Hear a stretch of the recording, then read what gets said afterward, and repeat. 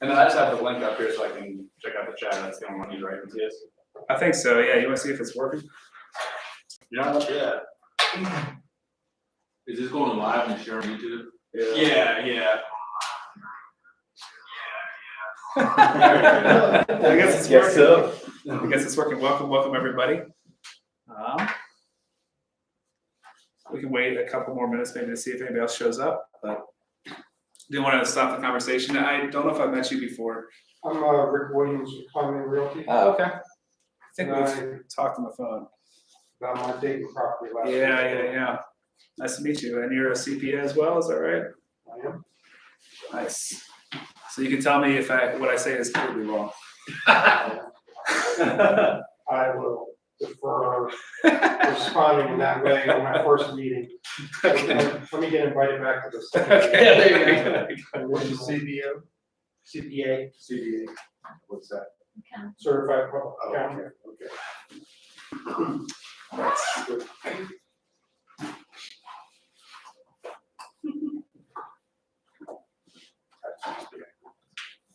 Yeah. For everything. So does anybody own a short-term rental? I know you do a lot of other stuff, but not short-term rentals yet? Yeah. We're gonna sell you on one today. Yes, I did. How about that short term rental? Yeah, right? I had Texas last time. It would be nice.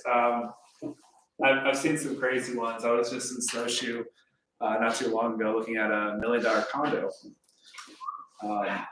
It had 6 bedrooms. It was very, very, very unique. I think the developer made it for themselves and was selling it, so it was super rare. Because everything else was like 1 or 2 bedroom condos in that facility. But really interesting because you can walk right out to the slopes.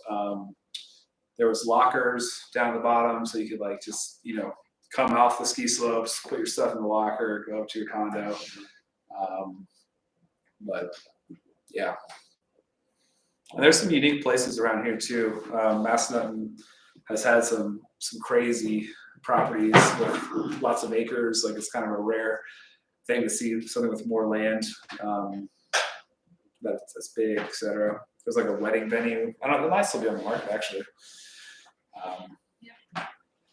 So people interested in maybe starting one. I mean, Saul, are you interested in starting one? Maybe you're interested in everything. Gotta find my niche first. Right? Always learning. Yeah. No, for me personally, I don't actually own one. I've helped a lot of people with them and done a lot of research on them. And I think if I found the right opportunity, I would definitely jump in on it. It's definitely more work, and it's a lot of. If you're doing it yourself, you're going to be facing people, and you're going to be working with people a lot more. And right now, that's my job as a realtor. And so I haven't really been super eager to just take that plunge. There hasn't been what's really been calling me. I've been preferring long-term rentals that will afford me less communication and all that kind of stuff. So I think for the right opportunity, I would definitely do it though. I mean, I guess we could probably just go ahead and get started. So yeah, short-term rentals, Airbnbs. This has been a presentation that I've kind of developed over the years. I started in this presentation in 2016, I believe.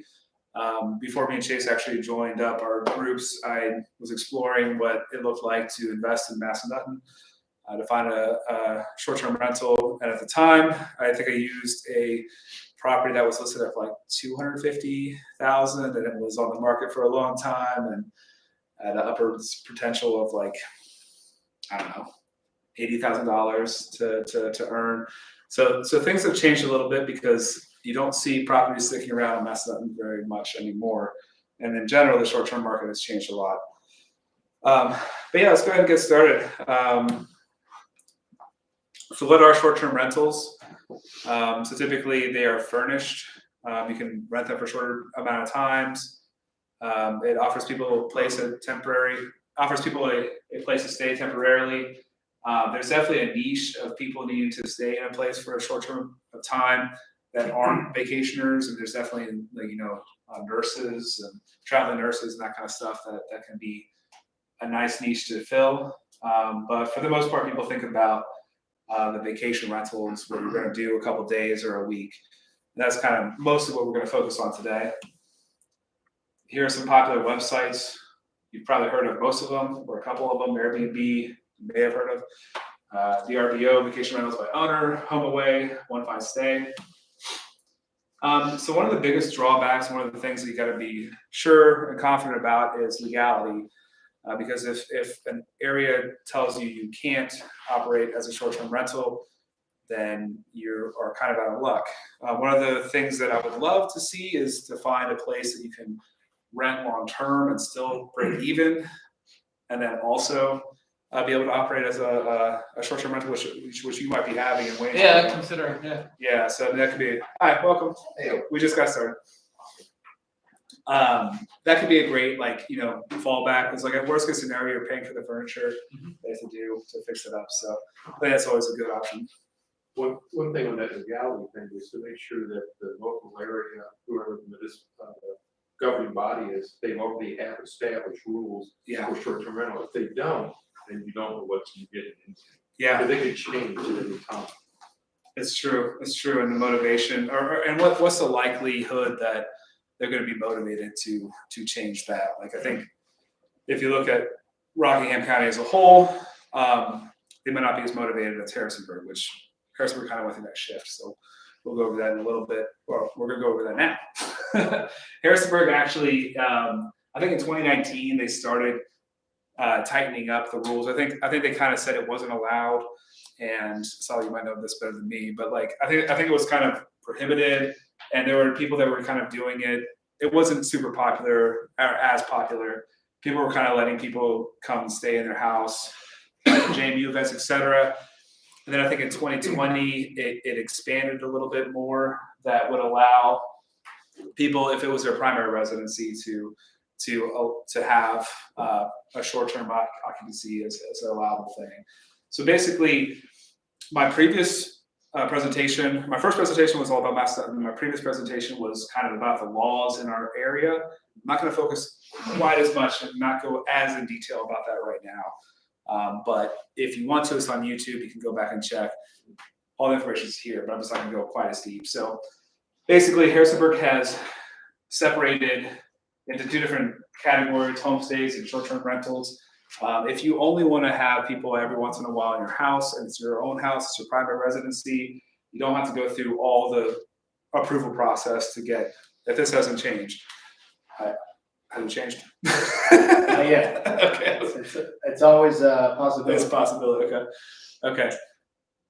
Yeah, so this information is coming from 2021, so I'll preface that. But yeah, so basically, if you just want to do it a couple nights out of the week, if there's a big JMU event and you want to just move out or let people rent your basement or something like that, you don't really have to go through a ton of hoops. You do have to apply. I think it's like $25 to apply. But otherwise, you can basically do it. If you want to make it a bigger business, it still has to be your primary residency. You can't own a rental, just not a primary residency and operate. There's a lot of different ways it breaks down. Definitely recommend talking to the city if you have any questions, because again, this is from 2021, so it could be a little bit outdated. For Rockingham County as a whole, there are no restrictions, and the presentation's over. But basically, every town, if you're in the county and there's not a town, it's not incorporated where you are, you don't have to really worry about it other than the county. But each town might have different regulations that you need to check in on. So these are all the things that these towns had in 2021. Again, they might have changed a little bit. For example, to your point, Tiverville hadn't really started any conversations at the point that I talked to them, but they're wanting to look into it. There is a rails to trail system coming from Front Royal that could make that more appealing to have Airbnbs up in that area. So we'll see. I think it really it depends on how many neighbors are going to start complaining about having short-term rentals in their neighborhood if it's going to be an issue. So definitely check into whatever property you're looking into. Talk to the town manager. see if they have any kind of stuff on the horizon that they're going to be discussing if they don't have any regulations now. But yeah, if they haven't talked about it, to your point, it's a good idea to think about. Hey, Mattias. Yeah. Thanks for Harrisonburg. So number one, it's a 90-day maximum for short-term rentals. Yeah. You have a max number of nights. The second thing is that once city council approves it, it could be revoked. It could be taken back. Oh, So it's a nuance. If somebody complains about it, they can basically bring it back to the city council and they can revoke it. interesting. So it doesn't mean that once you get it, you will always have it. That's good to So you know. pretty much only get something from the county then.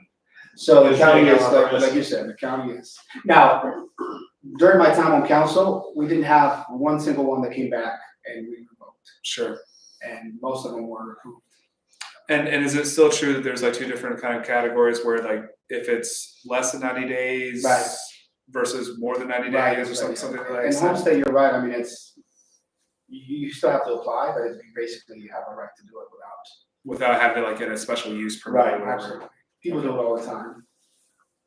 But definitely a good idea to check in and try to stay current with the city or wherever you're. Now, if you purchase a property and it already has a special use permit, it actually stays with it. Oh, okay. Yeah. So that's another good thing to know. That is good to know. So if you're looking at short-term rental, like we're talking about now, if you're thinking about using a property that you're buying or whatever, you want to definitely analyze the market and kind of determine if it's a good idea, right? So one of the things you want to look into for sure is the demographics of the renter. So what need will you be fulfilling with the rental? So Massanutten, we're getting a lot of vacationers coming in. That's the main need, is they want to go on a vacation. They want to be in the woods. And if you're not familiar with this, summer's the hot time in Massanutten, actually not winter. When I first started, I would have assumed that winter was the big time, but basically that's the long weekends, and summer people book whole weeks. So really understanding what people are coming into the area for. Like we talked about before, there would definitely be traveling nurses, that kind of thing, that could use a property on a month-to-month basis. And if I understand correct, the city, that's fine. Like you could even actually market it on Airbnb, I believe, if it's month-to-month. Like if it's month-to-month, it doesn't matter. But if you're going to go shorter than that, then you would have to follow the short-term rental kind of guidelines. Yeah, I guess part of what the city wants to do is to make sure that we're not taking off the inventory off the market, so that people can actually have a place to be able to rent. So yeah, the month to month is meeting a need.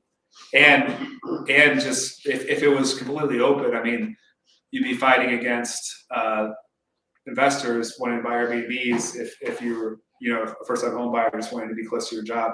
So I mean, I don't blame the city for trying to restrict that a little bit, because we have short inventory as it is, and it's tough for somebody who wants to buy a house. You also want to understand how many people will likely be renting the Airbnb, like what size property makes sense for where you're investing. So if you're in Massanutten, big houses make sense. If you're going to be renting out an apartment in Harrisonburg or something, you might not need as big of a place. It might be parents visiting their kids in college, et cetera. So it's understanding what the demographic is looking for that's going to be used in your short-term rental. And then also, of course, when will they likely book? Like we talked about, Massanutten is actually in the summer is the most booked time. So then you also want to think about what type of property is going to do best. So if you're in Massanutten, this kind of house is probably going to do a lot better than if that's downtown Harrisonburg. Again, if you're fitting in the regulations. This is what people are looking for. They're wanting to have a cabin experience. They're wanting to go have that fun. But if you're in a downtown Baltimore or wherever, you're not really looking for that kind of property. You're probably looking for something a little bit more upscale and fun. And then you also want to think about what would separate the property from others that are in the market. So doing a good amount of analysis on what Airbnbs exist, what short-term rentals exist, and thinking about, okay, what's my first picture? When you go through Airbnbs, I don't know about you all, but like kind of look at like what catches your eye, like what makes you click on that thing. My wife and I are currently planning our 10-year anniversary. Now we're looking at Santorini, Greece, and yeah, I'm excited. We actually booked our plane tickets today. But what is it about Santorini, Greece that is going to make you stay there? When you're looking through the hundreds of Airbnbs, like what is it that's going to make you book? And the first thing that often you look at, or what I'm looking for, is a view of the ocean. You show me a picture of the pool, maybe. If you show me a picture of the bed, maybe. But what I'm looking for is a view, because I mean that's what Santorini, Greece is known for.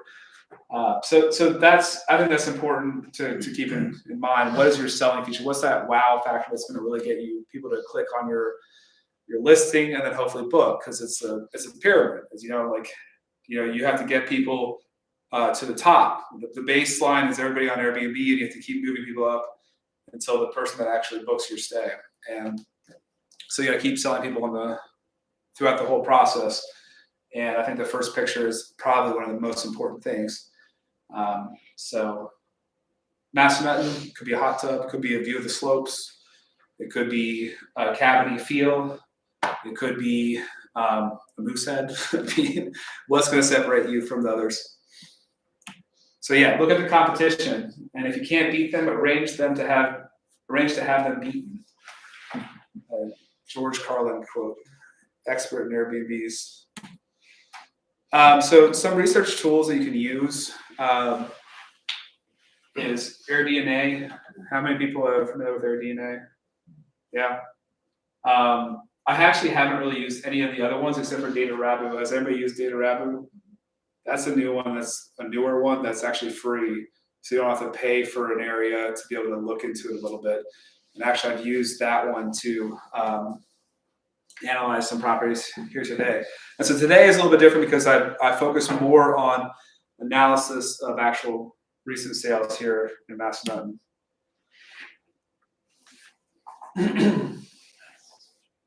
So to start, we have 451 Passage Lane. This was a Massanutten Realty listing. As you can see, it's got the feel. Checks a lot of boxes. It's a nice cabin. It's got that warm, inviting fireplace. On the outside, you can see as well. It's got that log cabin feel. I mean, it's got it throughout. There's a 4-bedroom house, 3.5 baths, fairly large.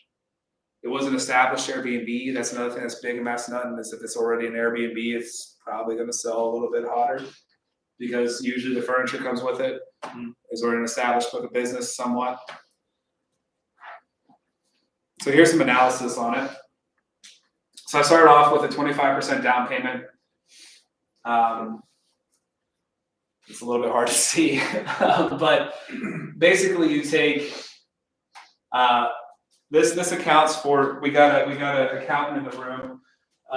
It accounts for the land versus the building cost, which would do what? The depreciation. 27.5 years. Yeah. So it accounts for some of that. I actually took like tax assessed value of the land, which I would be curious. Maybe we can talk later about that, but I don't know exactly where the land. Maybe you know this. And when you're depreciating your asset, like where does the land value versus is it tax assessed records, or where does the account get that? You know? Yeah, from my understanding, just kind of shoot from the hip.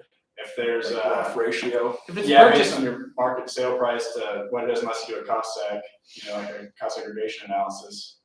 if it's purchased money and you financed it, which in this case you did. Yeah. Then you can get it from the appraisal, and that's considered market. So they distinguish the Yeah. value of the asset versus the real estate, the land itself. But where do you get the land value? It's in the appraisal report. Like, so it'll give you Got the it. value. So that way you know what your cost basis is when you try to do your straight line depreciation. Okay. Now, Mattias, the localities always have an assessed value on Yeah. land and building. I wonder if that's used at all. I guess. You're allowed to use that.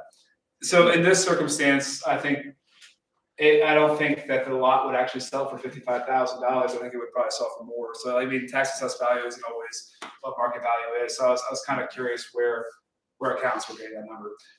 Anyway, so we break this all down. We got what the purchase cost was $506 on this property. I think it might have been listed at like $425. I can't remember, but it went up. And then,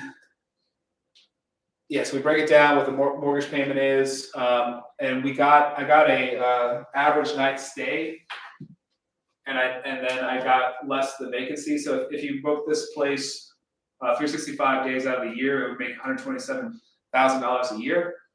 But then from Data Rabu again, which I'll show you, it said that it would be about 49% occupancy, so 51% vacancy, which is $64,000 off of that, which makes the total effective rental income of $62,240, which is also the gross operating income.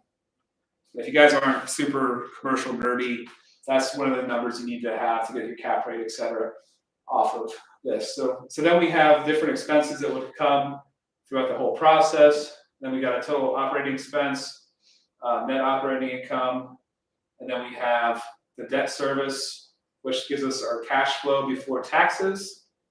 And then we add back the principal payments, which equals, and then we have $16,000 of depreciation. So our taxable net income is $5,017, which I guess you can see here a little bit more easily. So what I want you to look at is cash on cash return, which is a big thing if you're an investor. How much money you're going to get back for your initial cash in. Then there's got cash flow and assets, and then your 10% cap rate. Now, if you're buying an investment property like this, that can also be a second home, you can get a 10% down type of loan. And we can see here that everything's the same except for it's 10% down instead of 25% down. So you can see how the different, how this changes here. Your cash on cash return is 23%. Your taxable net income is negative $4,048, which is good. Your cash flow on assets goes down a little bit. Your cap rate stays the same. So Now, with that, you said that this would be a second home. What defines a second home versus, like, you have to actually go there and stay there for a certain amount of time? I think you do have to be able to stay there for a little bit. Do you know that off the top of your head? I think like usually it's like the IRS. I think it's like just 2 weeks. Yeah. Very short. Okay. 4 days. Okay. So yeah, I mean, I have clients that have bought that way, and they do come down, and so yeah, that can make a big difference. Like you might not get as much money. So if you look back here, $11,000 cash flow versus 17, you may not get as much money cash flow wise, but your rate of return is a little bit better from what you invested. So that can be a personal decision. That can be a decision you make on, especially like this. Well, that doesn't, like if you're planning to use it as a vacation, then like just the $8,000, whatever you would have spent renting it, like the cabin next door to have the same experience, you basically get that back. So. Sure. Well, it's actually making a little bit of the money in that because you're paying down the debt at the same time, so at least you're creating some equity in. Yeah, and then you can hope that it appreciates as well. Yeah. Don't count on it, right? You never know. But you can count on the pay down. That's true. So then, looking at Data Rabu a little bit, this is what it looks like. So you can look at what the average daily rental rate is, what the occupancy is. I forget what that one is. You can play with this a little bit, and actually you can do calculations based on your down payment, et cetera, on this website. You can see all the different Airbnbs that are listed in the area within a close proximity. You look at comps. So you can see here there's a big, and this isn't all of them obviously, but like you can see there's a lot of difference between occupancy rates. There's somebody that's getting 10% occupancy. There's definitely people out there that don't want to even actually rent it very much, which is then hard to sell because you're like, yeah, we have it as a short-term rental, but we earned like $10,000 or whatever. And the daily rates are also different. I know people up there that undercut everybody and have it booked solid.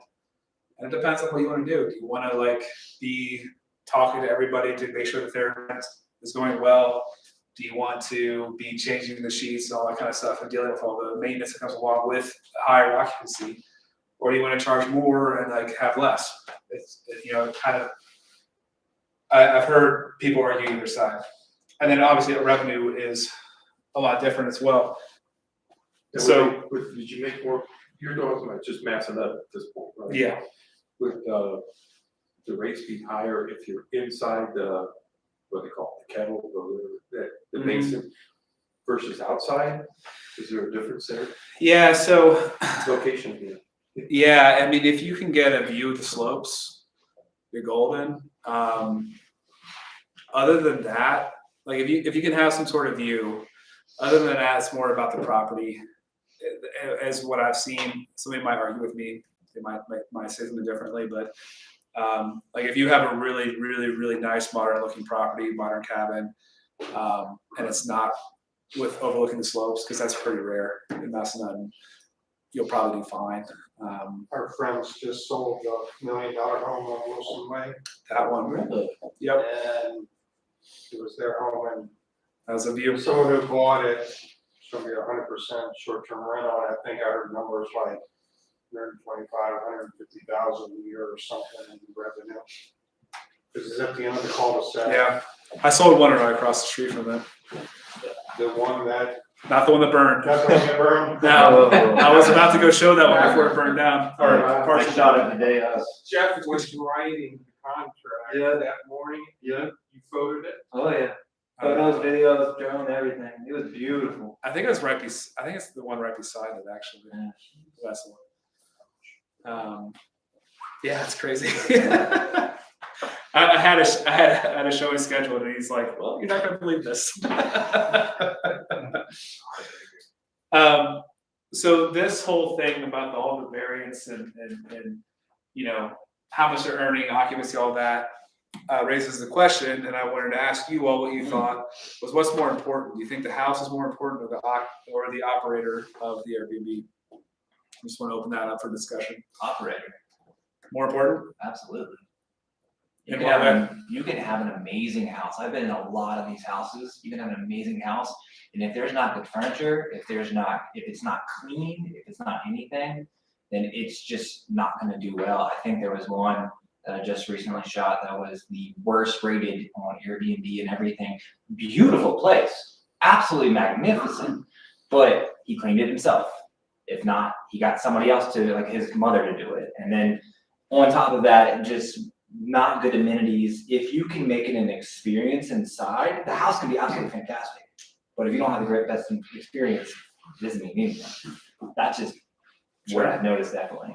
Sure. Anybody else have anything to say? Well, we live in Elkton, and our neighbors next to us bought a rundown home in Shenandoah that had a detached garage with a driveway.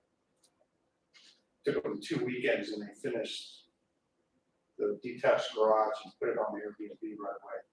And you read their reviews, the service that they gave, the responsiveness, because they're only 10 minutes away, and just all that stuff on a detached garage that didn't have a true living, bedroom, but it had a pool table and it had some things that were left behind by the prior owner.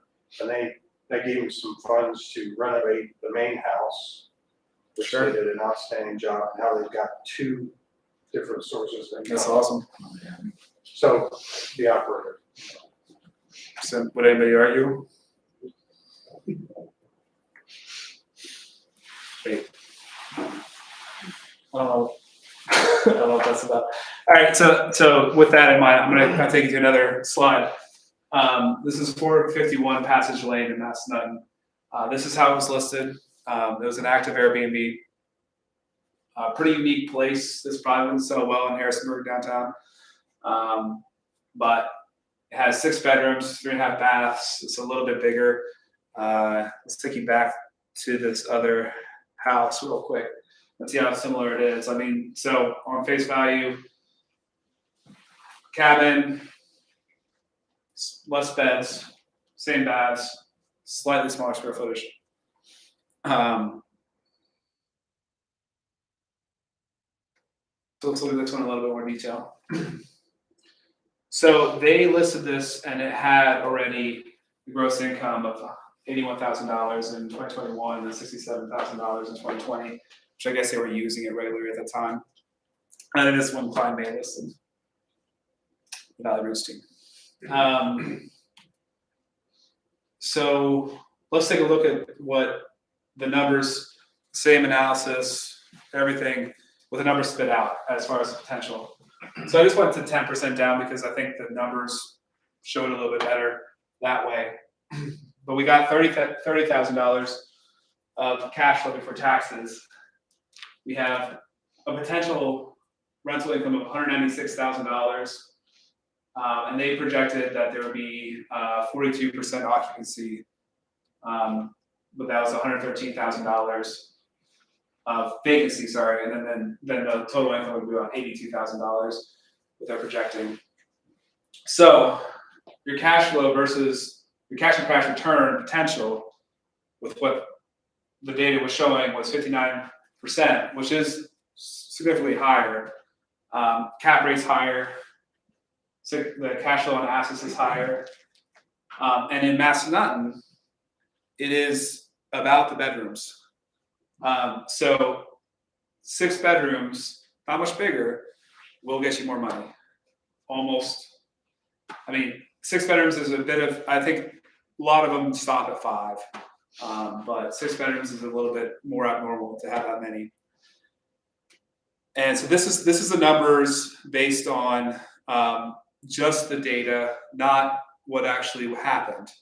So what happened in the comps, this one showed up because they came in and they renovated it like crazy. And they got 90% occupancy, average daily rate of $537,000. They're making $14,000 a month. So if you take those numbers, now I'll caveat this with I have no idea how much they spent on, the renovations. I'm sure it's well over $100,000. So this is going to not properly reflect all that. But their potential rental income is $196,000, but their vacancy is only $19,000. So their effective rental income is $176,000. When you look at the cash flow, cash on cash return, it's $240,000, and the cap rate's 31% cap rate. That's not bad. But if you look at the property, and they did a really good job. They've got a sauna, they've got a hot tub, they've got this gorgeous interior. They really made it up well. They got a bit of a view, all that stuff. So again, if I ask you again, like which is more important, the house or the operator, I don't argue that the operator is not important, but both are very important, in my opinion. And I think that you can, especially now, I think it's harder in places like Massanutten because there's a lot of demand, and there's a lot of people came in and created Airbnbs. But I think that if you are a good operator and you have a good house, you understand the market well, you can still perform well. But if you are just thinking, I've got money, I'm going to just throw it at something and throw it on Airbnb and hope that it works out, it might be more difficult now. So I think it's definitely both.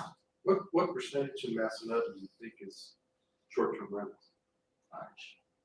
If you had to guess, I don't know how many people have sold, but what I can tell you anecdotally is everybody that I've talked to and everybody that I've worked with in Massanutten for the past few years, the sales are almost always going to Airbnb, either a second home that they're going to Airbnb a little bit, maybe every once in a while a second home that they're not going to Airbnb, but there are basically no primary residency purchasers there now because it's very hard to compete. Both of these houses sold for like $50,000+ above what the asking price was. You can assume that they were either waiving the appraisal contingency or they were paying in cash and not doing home inspections. So if you're just wanting to buy a house to live in, you're probably just gonna look at a different market. Like that's hard to compete with.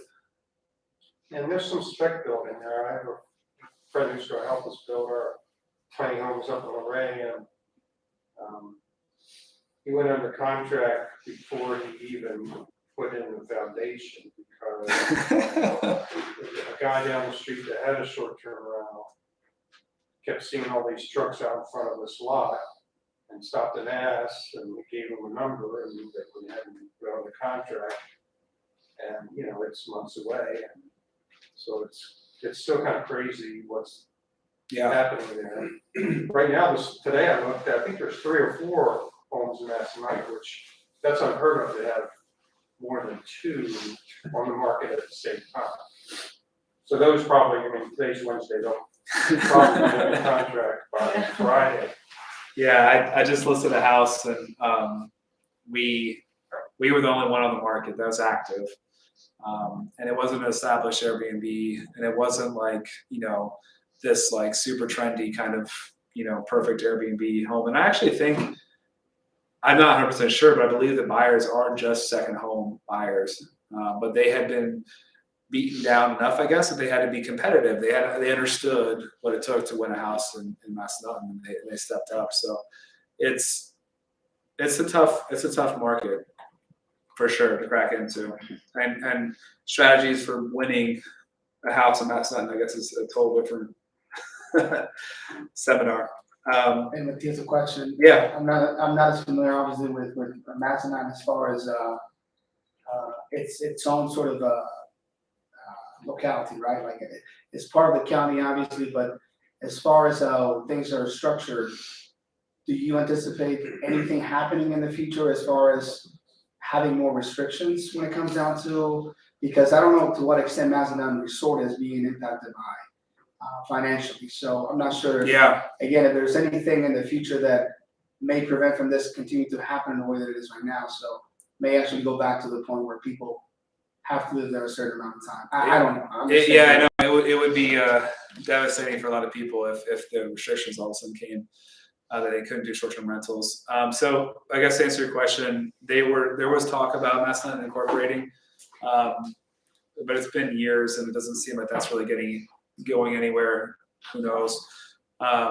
So I think right now technically it's McGackey'sville. I don't know if it's.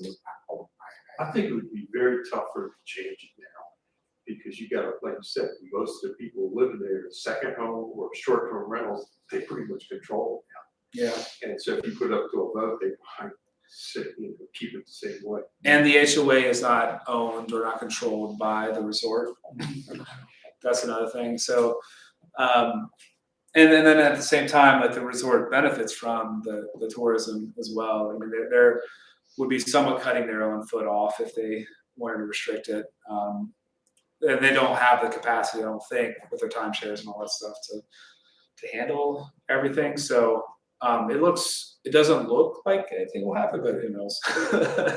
It's certainly always a risk, and there would be Lobby pretty hard. They've lobbied pretty hard in the past. They have a lot of money up at that resort.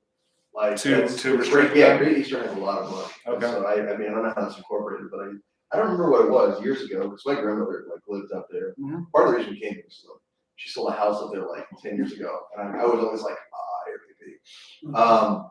But yeah, they have been pretty. I mean, what was it? It was like water or something. There was like yes. Yeah, there was like something that was like really unpopular that was pushed through, like strictly because they had so much money to lobby the local government.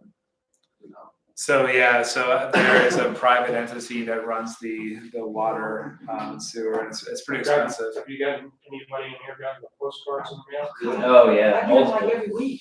So I live right next door. I've got only got 2. So. I figure that means you're desperate. It's outrageous in the water bills. It is expensive. Do you live there? Did. We did for a My long mom, we live at my mom's house. Yeah. Didn't you say the timeshares are gonna start in the short term? I that's what I thought was weird. That's another question that I Interesting. had. So I was online and I think it was Airbnb, and I saw the timeshares listed as short-term rentals, which was particularly odd to me just because like they were totally against it. That was like one of the first jobs I had. I was like 21, you know.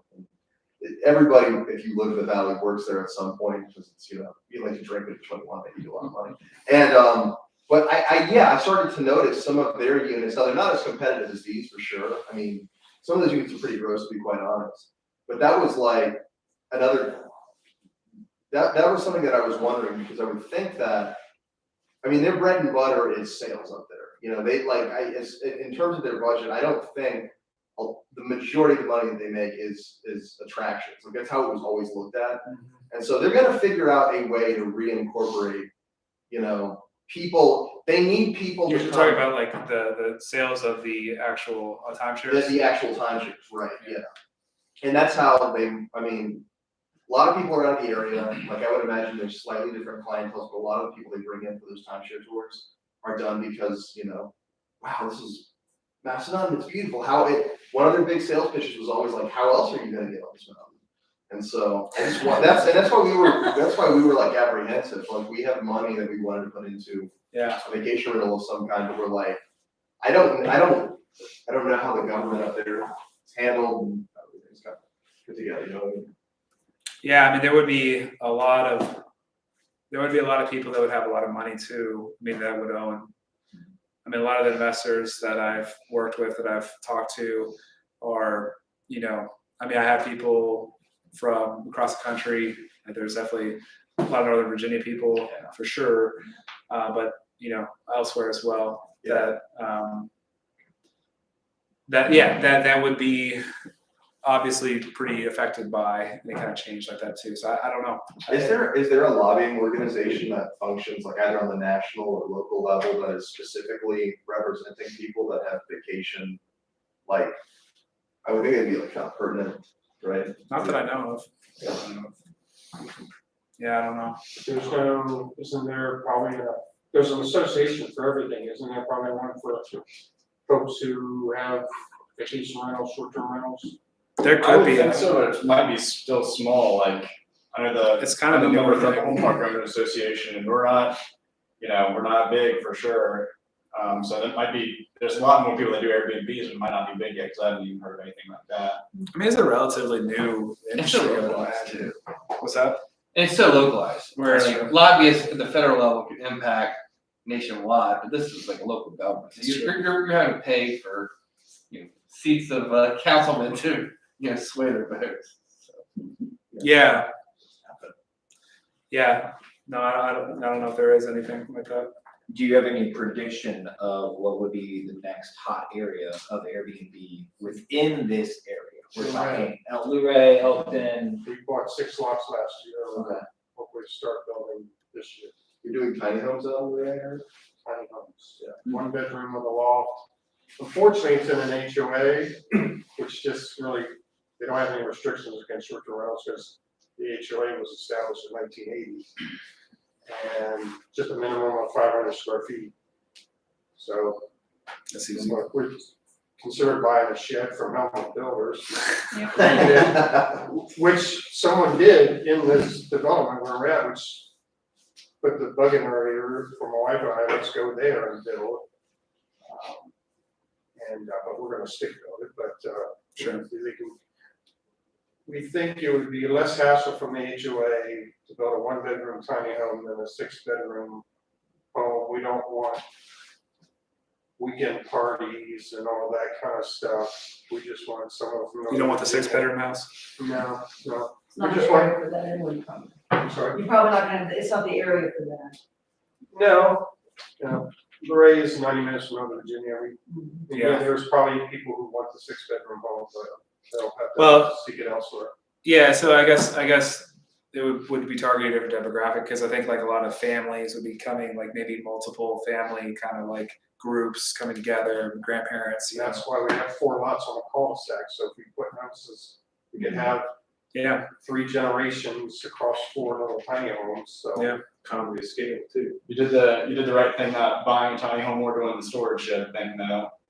I think so, I mean, Because if you didn't stick to it, Lorraine's really cracking down on those. I was at the building office the other day, and they're just looking through Airbnbs and flagging one for violation. That was a tiny home without a permanent foundation and everything. right, So- yeah, we're only gonna do it the right way. And,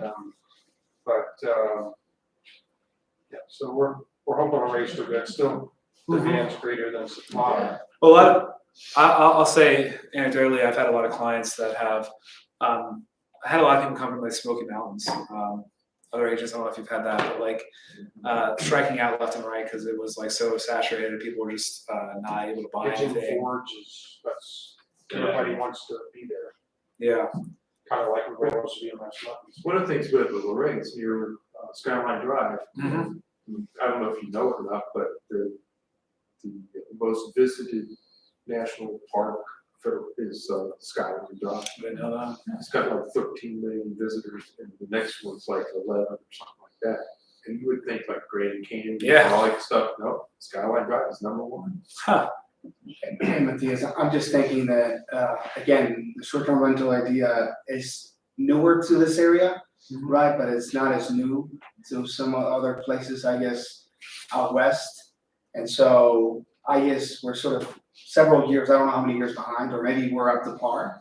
So my question really goes more towards, they're seeing some changes, at least as far as I know, as far as some government's tracking and sort of creating additional laws and restrictions to sort of get a handle on it. Do you guys see like this is like continue to evolve in this community? I mean, I'm just thinking, because I'm hearing a lot more about midterm now. Midterm rentals is the way to go with, shortages of nurses and traveling nurses all over the country, so. Well, I mean, that might be partly in reaction to the satiation of how many short-term rentals there were. I think that probably boomed all over, people wanting to buy them, et cetera. So as far as, I don't know anything about legality cracking down necessarily. I don't have any insight on that.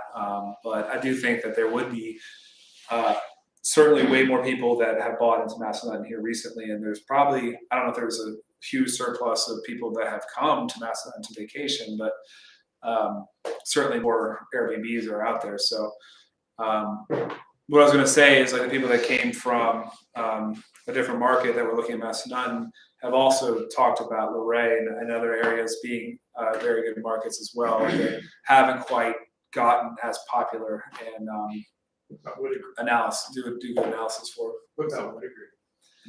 It's expensive to. Yeah. Yeah. It's, so the governor of West Virginia owns whatever. Really? And owns the Greenboro. And so,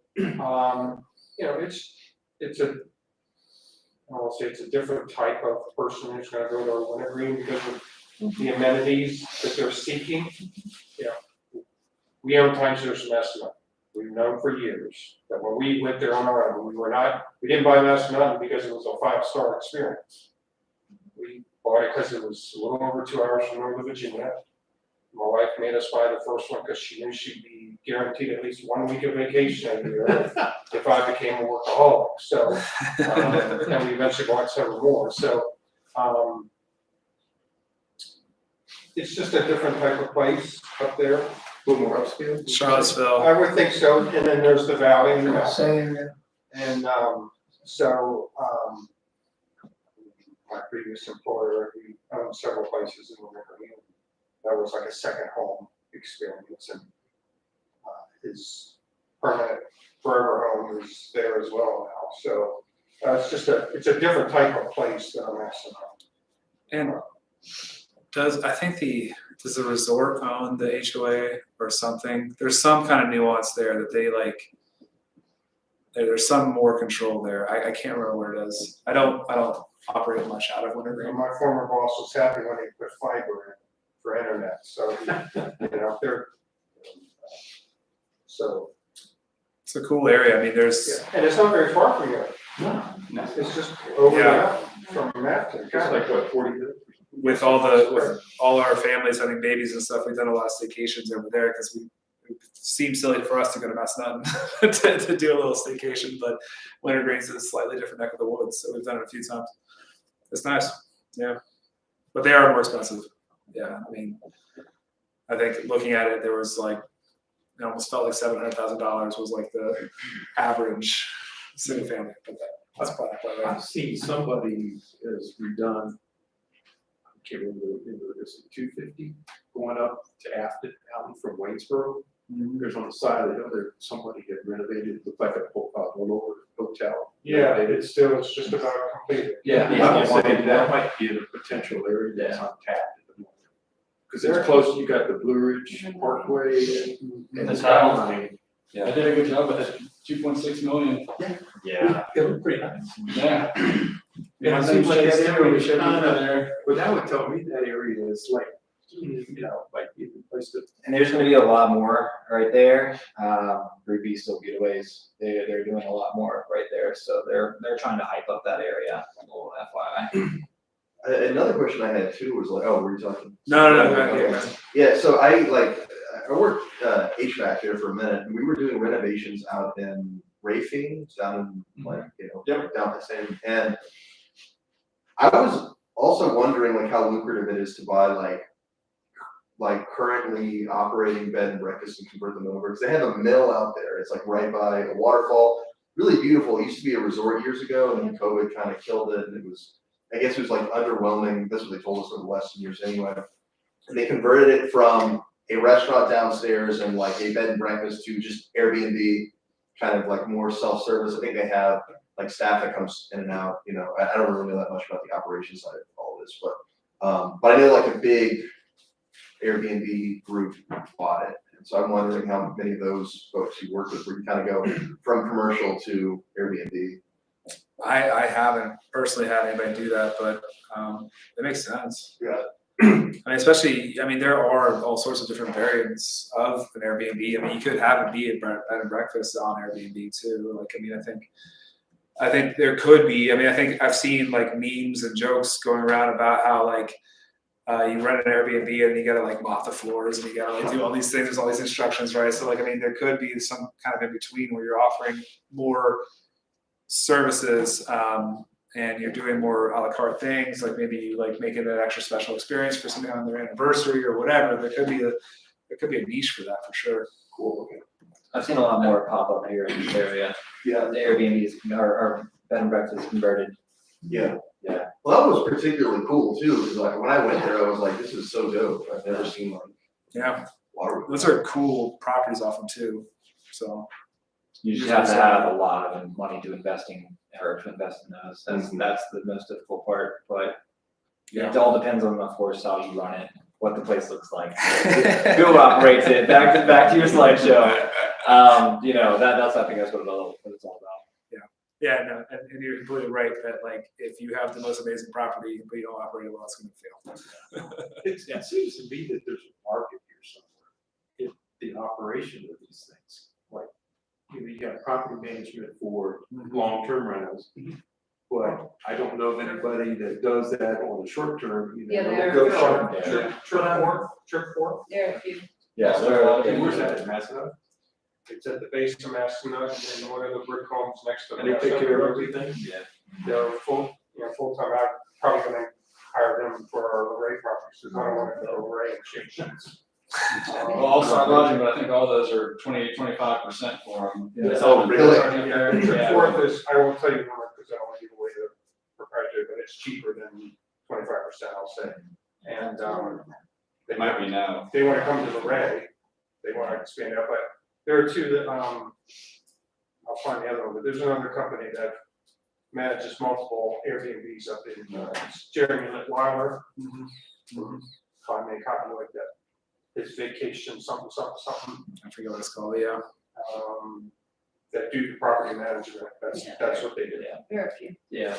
And there's also a lot of tools too that you can kind of utilize to, like there are automatic pricing value like tools, like so you can like either like said you can have like you have your range of how much you want to book it for, and then it will automatically reduce to get your property booked based on that. And then it should also, I think it also looks at other people's, like if it's going to be priced higher because of a weekend or whatever, or you can pre-program it. I think the term for that is dynamic pricing. Yes, that's what it is. So there's things like that that help, because I think pricing, being active on that end is probably one of the ways you could really maximize it. I mean, I've talked to people who keep theirs like almost completely booked all the time, and they'll just cut prices until it's booked. And that's, a strategy for sure. I mean, the income comes in. I would think you still have to have a lot of money set aside because the furniture stuff, you gotta keep it at a high level. And probably the type of furniture that doesn't tend to get worn out very quickly or, sturdy enough for a big person versus a small person, that sort of thing, can hold up. It's gonna cost you a little bit more than most furniture, and then how often do you replace it? Is it every 3 years, 5 years, whatever?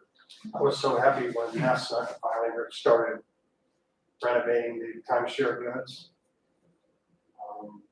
But yeah, you have to factor that all in. Yeah. The lossage of towels and silverware and broken glasses and, People break stuff, but exactly. with Tripforth, they want us to have a separate closet in the tiny home that's locked so they can go there for supplies.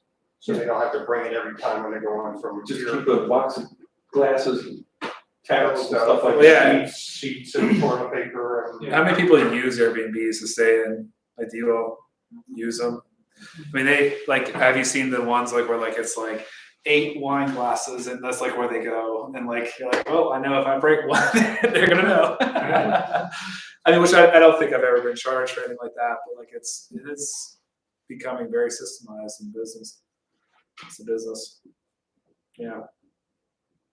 Does anybody have any questions on how to get started or anything specific about operations for Airbnbs? Is there software? Yeah, what about software? Well, I would have to get back to you on what people use, other than the Airbnbs.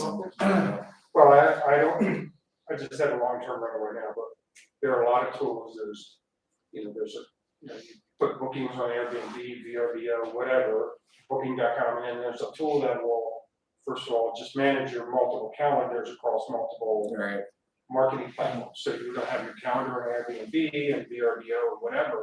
Well, you wanna make sure nobody cross books, double books, so it all, integrates into one calendar that you can manage.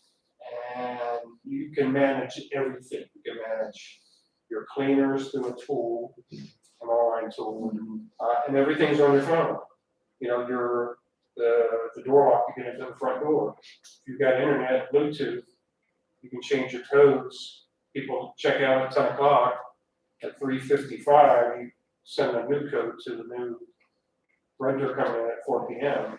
So you can do everything literally from your phone. I heard the best way to do the codes for the doors is to put the code in. It's the last 4 numbers on the telephone of the person who's going to rent it for that week. That way they can't usually forget.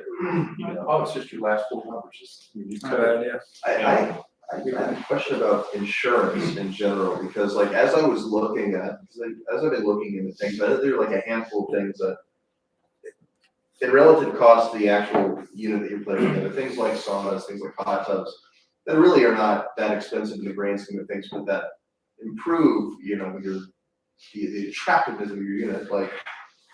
How does the insurance with all this work? Does it scale with? Because I would imagine with a hot tub, you're adding liability to your property. You're going to be adding liability with a sauna because you get dumb people that are going to bake themselves to death or whatever. The more cool stuff you put in there, the more. Yeah, well, and I've heard a lot of people talk about not the operators of Airbnbs that actually have hot tubs are don't ever use it. Don't ever go. It's you're supposed to change the water every time, but people don't. So what you have to be concerned about is, I have all our insurances with Rockingham Insurance. Okay, we're not gonna do anything. Right. And my broker says, when I start stick building our first unit, call them, we'll add it. And that even after we go live, they have the right insurance to cover that. Big thing you want is a loss. The other thing too is,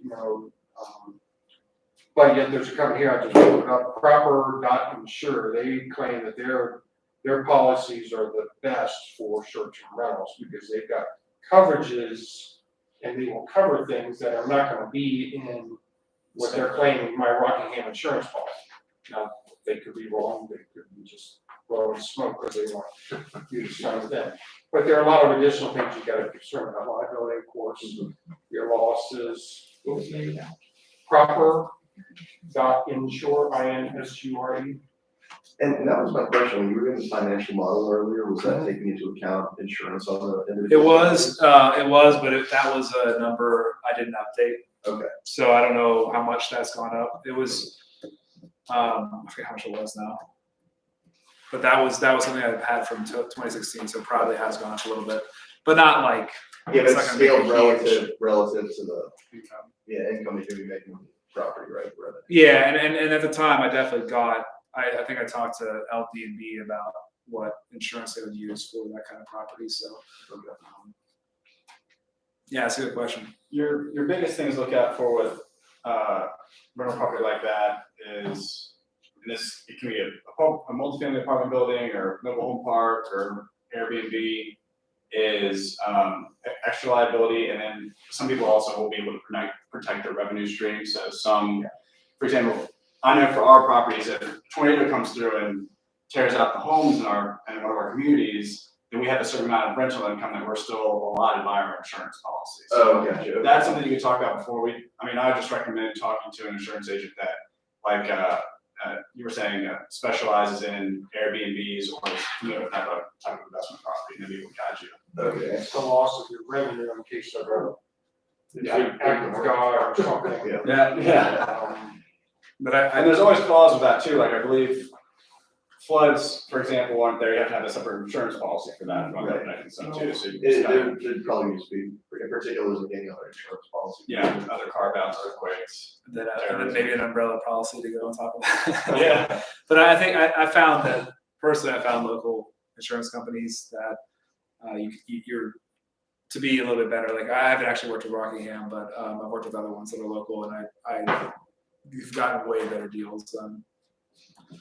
So and I felt good coverage too. with buying a new one for someone who's not, especially for around here, what do you think are like the big things that people that come out of the area or they're getting their first and don't think about? Because like buying real estate is kind of the most risky, most risk you're taking on at that point because you have a lot of unknowns. What do you think people aren't looking at? Well, I think the first thing that people will have a hard time with is they're looking at a place like Macedon, is just how competitive it is. So I think that's probably going to be a tough pill to swallow, and like it really, you just have to have money, like because it's going to be a cash offer that wins it, or somebody that's willing to pay above the appraised value. And if you don't have cash, that's just it's going to be hard. So I think if you're looking outside of that, like you could probably get more creative, like try to find, work with an agent to work on custom searches to get on river properties or whatever. Try to find other areas that might not be the first place everybody's looking. Try to or think creatively and try to find an area that might work well. Like I think we talked a little bit about if it works as a long-term rental. Try it as an Airbnb. Like I was looking at a place that was close to a vineyard not too long ago, and I was like, I have no idea. This is kind of out there. I don't know how well this will do for an Airbnb, but I might be able to make it work as a long term. And even if I just make the furniture back and turn around and sell it, it could probably work. So, does anybody else have any questions about like what it would look like to buy? Or Just a comment, we have a long-term rental on Bloomer Springs Road, which is right next to Macedon. And we're figuring people who don't want the craziness of being in the kettle or whatever, are close. The only thing is, it's an old manufactured home that I don't think I can, as they say, put lipstick on a pig and, make it look like a cabin. My concern is, selling it down the road. It's still a manufactured home that might look like a cabin. Well, you could always undercut. There would be a lot of less price. You can price it a lot cheaper than most other ones in Macedon. And whenever you're doing an Airbnb and search, you guys have probably all done this, but like you like try to look for an area, and all of a sudden you're looking at this really cool place, but you realize it's not like where you want to be at all. It's like.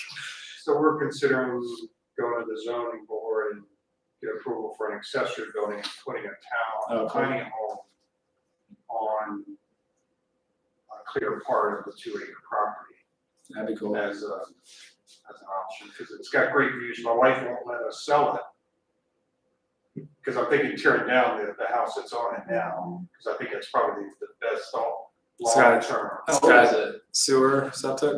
Supposedly it's the first manufactured home in the valley, 1974. Whoa. But it's in good shape. It's on a cinder block foundation. Okay. So it's tax real estate. Yep, it's not a trailer.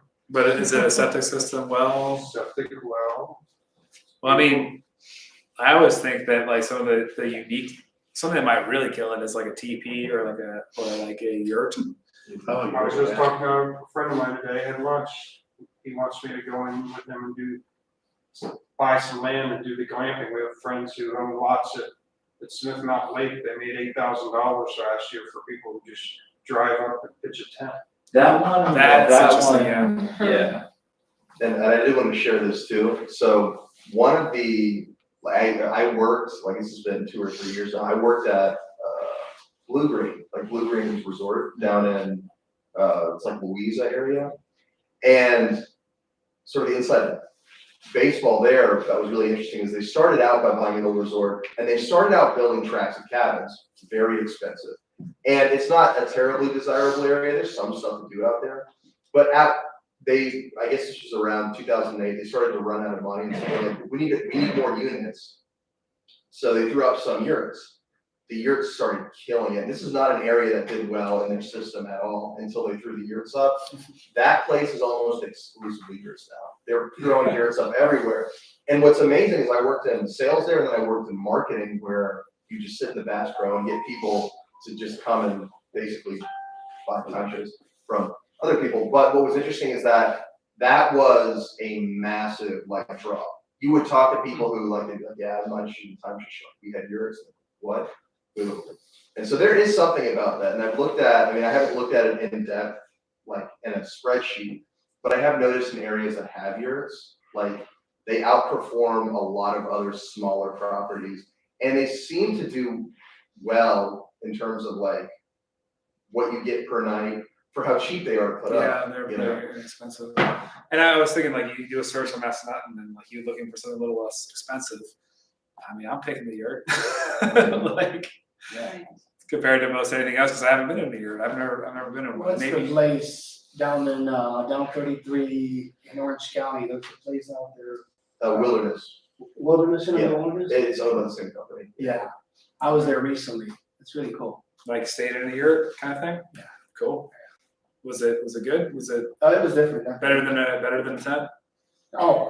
Anything is better than Well, you were talking about you better have money to do this. I would think though, if you bought something in Massanutten, you're gonna have to put down. If it's not your primary residence, they're gonna want probably 25% now. Unless it's your second home. After this latest run of the banks and everything, I would think if they even do it. That's a good point. I did talk to Bank of the James a little bit, and it has. I didn't get into details, but he said it was a bit of a difficult thing now. They're gonna be cautious for a while. Yeah. I bet they'd be cautious like COVID though, where they were cautious and then as soon as it lifted, they were like, because remember loans were getting paused there for a little bit and then it just went through, so. But even still, and then again, if you like, at Massanutten, you just have your first unit and you just bought it. How are they gonna, you get the guys down, to run it for you. How are they gonna look at you? I get the last guy on the list. You got issues that, your guys have been with you the longest and paid you on time and everything. And then you have a problem at the same time. Who are they gonna go fix first? They're gonna fix the guys at the top of the list and not yours if they don't have the manpower to take care of it. Yeah, you definitely get into a network. There's people that can kind of take care of everything in Massanutten that aren't managers. Lee Deering is one name that comes to mind that you can kind of be your go-to guy to call. But yeah, I'm sure there's some preference and stuff too for that kind of stuff. I guess another way to get started would be arbitrage. We talked about it a little bit. Like if you were, it would be great to make sure that you have full permission from the landlord before you do this, but rent a place and then furnish it and then use it on Airbnb.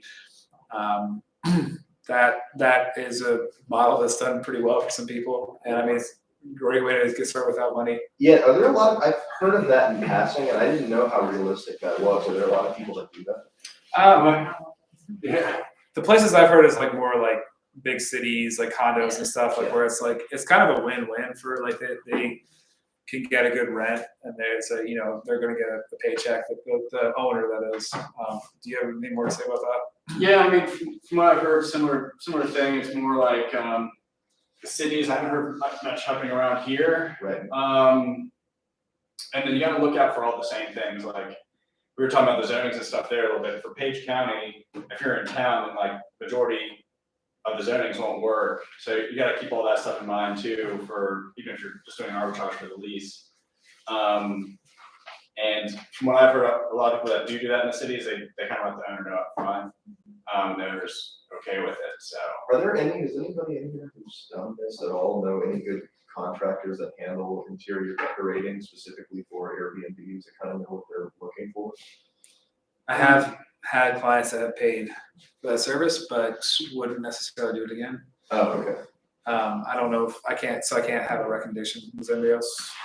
There's like some smaller operators that'll do like management and stuff, but they won't buy everything for you, but they'll advise you on it. Is that kind of what you're looking for? Yeah, that's what I was thinking, because I figured you're paying for the furniture and to furnish the place you're in, but I'm a person with no taste, that's the issue.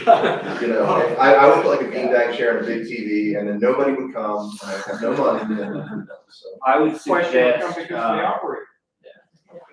I would suggest Shenandoah Host Services, they're out over in Shenandoah. Okay. And then Be Still Getaways, I think they're actually based out in Waynesboro. They do a lot of properties in Charlottesville and everything like that, and they actually work with designers themselves to work with that. So if anything, I think you can reach out to them for a consultation. Excellent. There's also the model of looking at what's doing well and just kind of copying it. Like, I think like a lot of stuff might come, I don't know if it all comes from Wayfair, but like you can look on Wayfair for something similar. And I would definitely say who, not how on that one.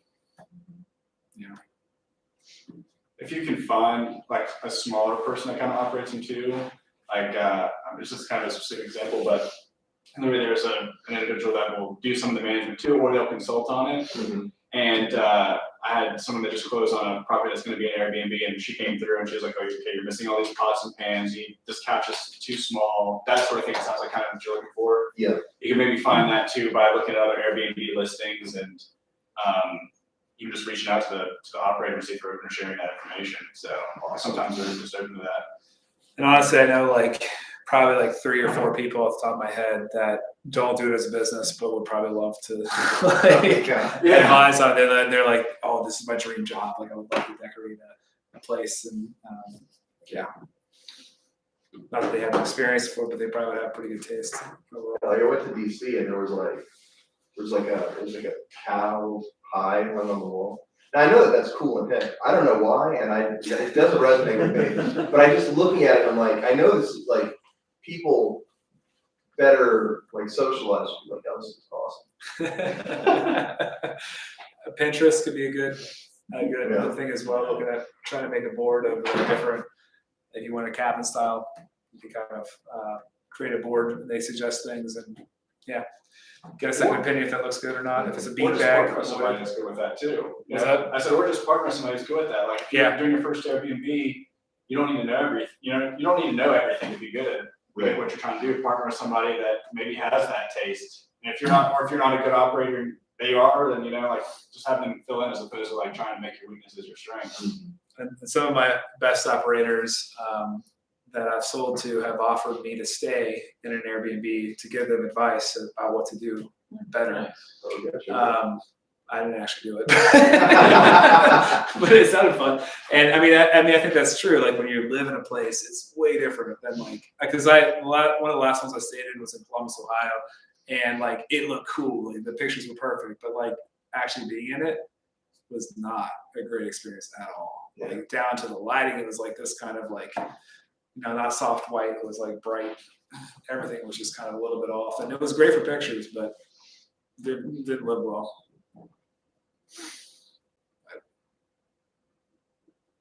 Let's just go out. Yeah, it came back up. Being the, Yeah. And if anybody else, more discussions, welcome. I might end the live stream. We can talk freely then. That's pretty much the networking portion of it, so if you wanna get up, meet each other, or have any other questions for us? You mentioned software, what software would you use? So I don't manage the Airbnbs, for my rental portfolio, I use either